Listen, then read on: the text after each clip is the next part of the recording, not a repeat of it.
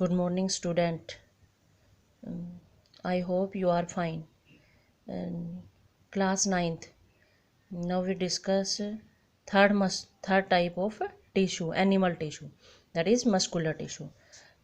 First, second, I study.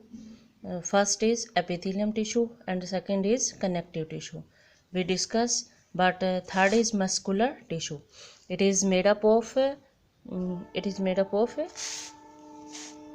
Elongated cells are called the muscle fibres. कह रहा है कि जो मस्कुलर टिश्यू है it is made up of elongated cells are called the muscle fibre.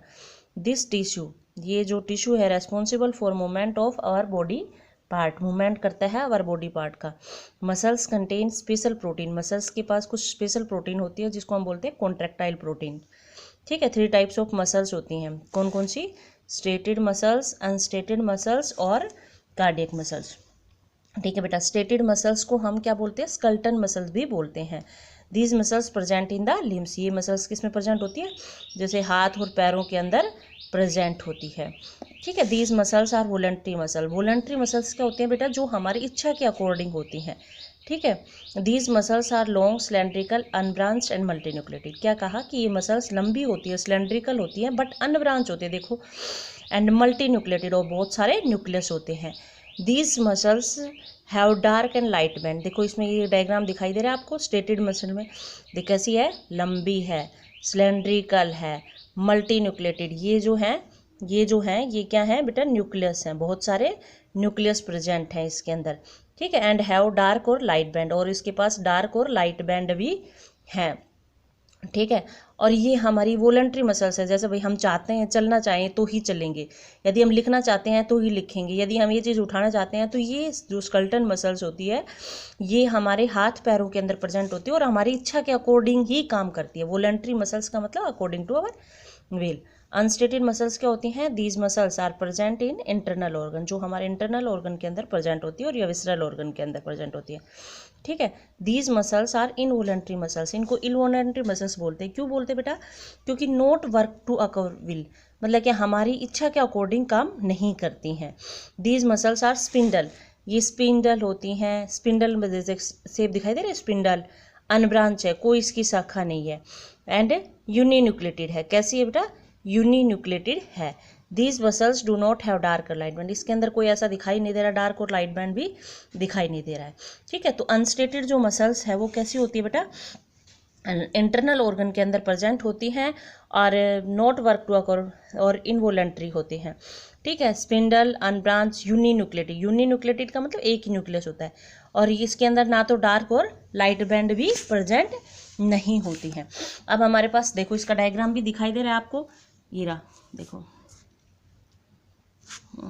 this is diagram of unstated muscles. Diagram of unstated muscle. Unstated muscles is also known as the smooth muscles and that is known as the cardiac muscles. Cardiac muscles क्या होती हैं?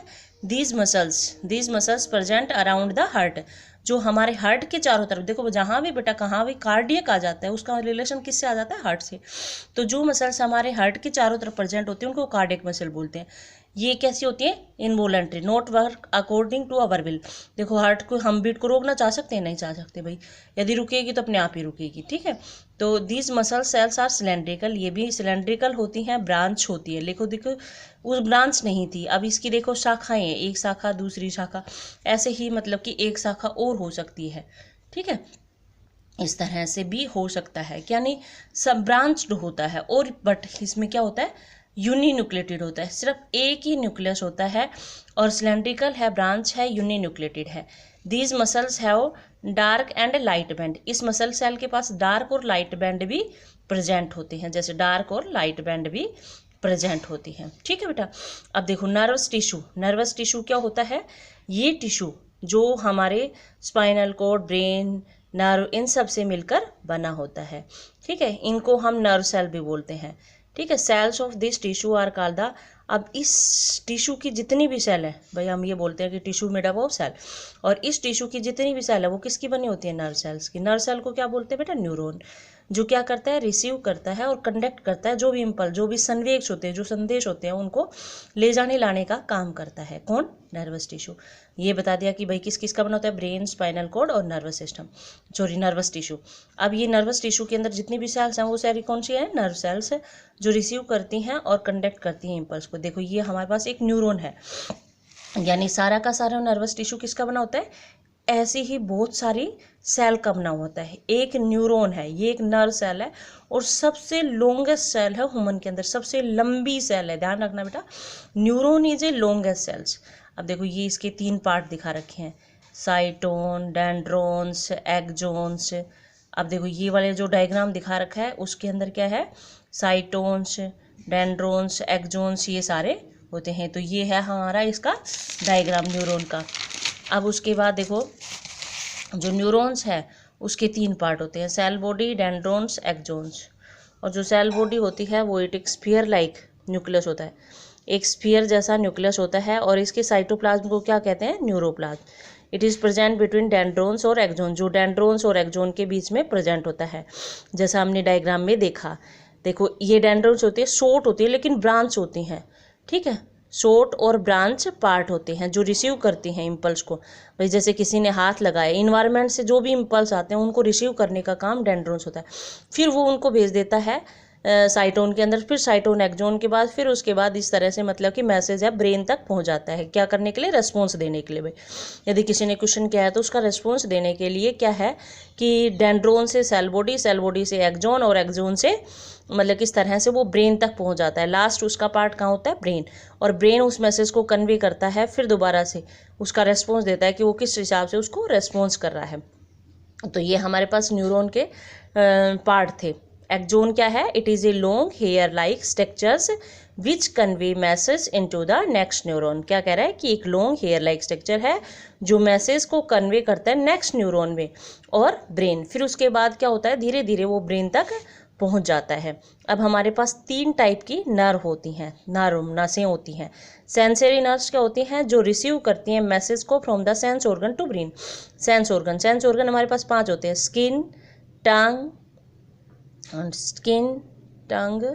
आई, nose, skin, tongue, eye, nose, और कौन सा, skin, tongue, eye, knows, ये हमारे पास क्या होते हैं बेटा, सेंस ऑर्गन होते हैं। इनसे जो मैसेज होता है वो लेके जाते हैं और ब्रेन तक पहुंचाते हैं। मोटर नर्व्स क्या करती है, उसी मैसेज को मतलब कि उसका जो भी उल्टा रिस्पॉन्स होता है उस मैसेज को ब्रेन से स्पाइनल कॉर्ड, ब्रेन से स्पाइनल कॉर्ड, और फिर बाद में वो कहाँ पहुंचाती है, सेंस ऑर्गन के अंदर पहुंच जाता है, सेंस ऑर्गन के अंदर पहुंच जाता है। मिक्स नर्व क्या करती है, इन दोनों को जोड़ने का काम करती है। वही मोटर नर्व तो क्या हुआ, sense, brain to sense organ, और ये सेंस ऑर्गन टू ब्रेन, ठीक है। तो sensory nerves sense organ to brain, motor nerves brain to sense organ. क्या कहा, sensory nerves sense organ to brain, motor nerves brain to sense organ, ठीक है, अभी समझ में आ गया ना। तो ये था हमारा जो एक्सोन, जिसमें हमने बताया कि भाई ये होती हैं। फिर उसके बाद देखो हमारे ये न्यूरॉन, सबसे इंपॉर्टेंट टॉपिक है बेटा ये न्यूरॉन क्या होता है बेटा, it is composed of 3 parts. Neuron होता है जो एक नर्व सेल्स होती है, और बहुत सारी नर्व सेल मिलकर क्या बनाती हैं, एक नर्वस टिश्यू को बनाती हैं।